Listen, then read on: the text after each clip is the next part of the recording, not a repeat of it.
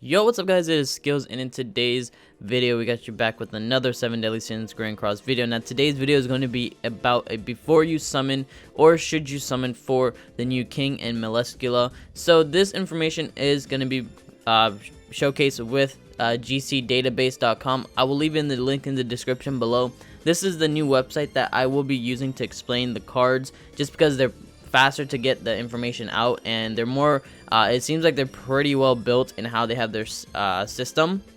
So we're going to talk about these two units on this actual website. So if you guys want to always check out the website in the description below, it'll be easier for you guys to understand the card if you guys see it first or faster than me or anyone else. But for today's video, we have the new king and the new MELASCUla right here. So she is a blue unit and king is the red unit. So the one good thing about these units is that they're actually really good for attack, and compared to these two, they do pretty decent amount of damage for that, but they're really good for doing debuffs and stuff like that. So let's talk about king first, because this is the first one I was actually looking at for him. So the first thing I wanted to talk about was his rank ups on his attacks. So the first thing is fight fire with fire. The rank 1 inflicts 150% damage of this unit's attack to all enemies, so he's an attack all unit. And then when you go all the way to the level 3, he inflicts 300% of his attack's damage, or a unit's attack, to all enemies, and increases his unit's ultimate gauge by 2.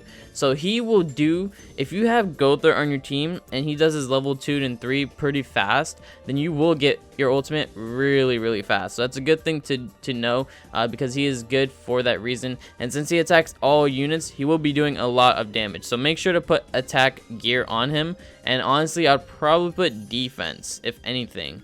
Then we have his second ability. So his second ability is actually good as well. So it's called Spirit Sphere Chastiful Form, Chastiful Form 8.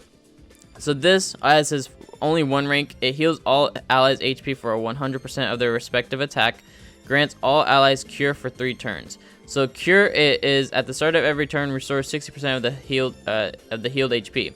That's actually good.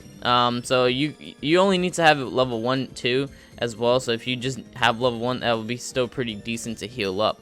But if you have rank 3, which everyone wants to know about, heals all allies HP for 250% of their respective attack, and grant all allies cure for 3 turns. And that's the thing, 3 turns even on the level 1, that's really good, because that's going to restore a lot of your health. So you could go with health this way as well, but personally I would say do more HP or do more defense, just in case, because even if you take a lot of attacks from king or towards king, he can still heal up pretty well. So you can have a good defense as well as getting a lot of health back, or you can just do attack and HP, and then you can just worry about the defense later, once you're just like having stats for him, like base stats for him or substats for him. So that's good as well. Now he's good for healing. So that's, of course, king always is good at healing. And then you have his ultimate. So ultimate is going to be guardian attack. So this decreases a single enemy's defense related stats by 40% and inflicts 560% of this unit's attack to the target. Super good. But then if you actually have a fate with Helbram, you can see in the picture right there, it actually gives you a bigger multiplier, and then it's called Sharp Wisp. So this decreases a single enemy's defense related stats by 40% and inflicts 640% of this unit's attack to the target. If you have Helbram as your fate, you'll get a bigger multiplier boost, so you can actually do a lot more damage for that. So make sure to go ahead and put Helbram as his partner whenever you're fighting, because for example you have Helbrams right there, you can use that. Fate with it gives you regen for plus 12%. That's actually super good. You can use Jericho as well. So Jericho's links as a UR will give him attack plus 280. I don't know if it's percentage or it's just an additional 280, honestly. Or you can have Bond, and then this helps with lifesteal plus 12%, as long as they're UR stats. So as long as you have all these as URs, you should be good to go for that.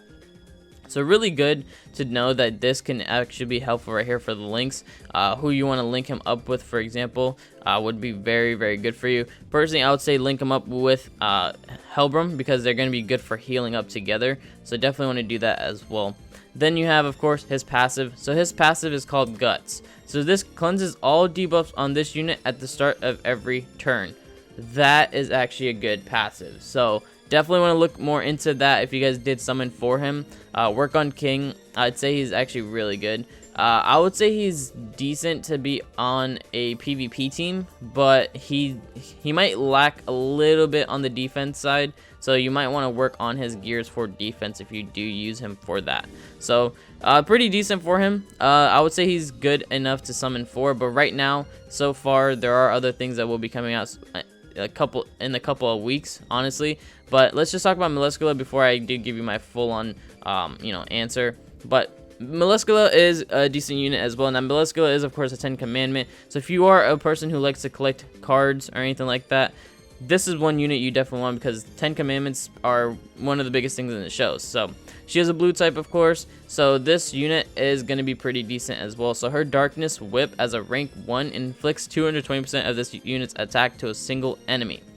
Then, if you have a level 3 version of that, it inflicts 360% of this unit's attack to a single enemy and infect the target for 2 turns. So infect disables target's recovery abilities. So she would be really good on certain, like, boss raids, or she would be really good if you're fighting someone who heals a lot or has a buff to heal themselves. This would be good, honestly. I would probably say she's probably better than King because of that reason, but we can see on her second actual attack to see if it's good as well. So this one's called Demon Flash. This is for the rank 1, detonate all enemies with 100% of this unit's attack, and the rank 3 is detonate all enemies with 250% of this unit's attack, and detonate is increases damage by 15% for each of target's ultimate gauge. So if the target has literally almost 4 or 5 ultimate gauges, you will do an insane amount of damage just because you have this actual ability on her. So level 3 would probably do a good amount of damage. Then you have her passive. So soul hunting is for each ultimate gauge enemies and allies have, increase the base stat of this unit by 1%. So if you think about it, if you have 3 people, if you have 2 other people on your team, that's going to be what, 10% plus the enemies the enemies have as well. So if you're fighting 3 other people and they have almost 4 or 5, that's a lot of boost. Soul hunting gives you a lot of boost for an additional attack. So that's super good actually, but that is also only 1%, but that can add up for a lot. Then you have her commandment. So this commandment is a faith. So enemies who did not use any skill receive 2 ignites for 5 turns at the end of every turn. This effect only activates when Melascula is active in the battle in PvP. So she would be pretty good to be in PvP if you do want to ignite. Ignite is super useful because you can do more damage towards the enemy as long as they are ignited. And then that's for 5 turns at the end of every turn. So super good, super good. Then you have her ultimate. So her ultimate actually is good for attacks. Now this is Soul Invitation. So this can inflict 560% of this unit's attack to a single enemy, and life steals for 40% of the damage dealt. Life steal restores a percentage of the damage dealt as HP. So she's just like how Ban is, where he can life steal, but I'm not sure if he does 40%, but that is super good. She does a lot of damage because of that. So I would say for her, I would work more on attack and defense.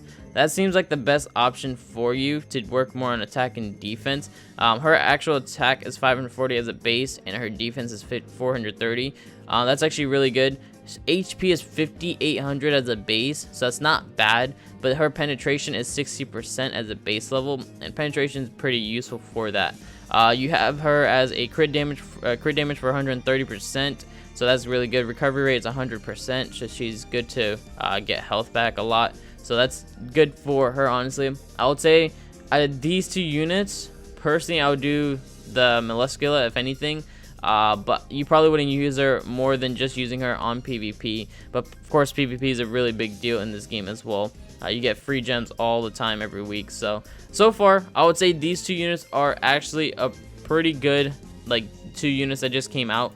But like I said, personally, I would say save your gems, just because we will be having a lot coming out most likely for Thanksgiving, and we most likely will be having a lot coming out for the Christmas time and New Year's and stuff like that, we should be seeing a lot more units that will be more helpful, and units that if you want to know about this game or want to know about the show, then you know that a lot of the units that will come out will be the hype units. So if you're hyped about all that, make sure to go ahead and drop a like onto today's video. Subscribe to the channel if you guys are brand new, and of course you want to see more of 7 Deadly Sins, let me know in the comments below.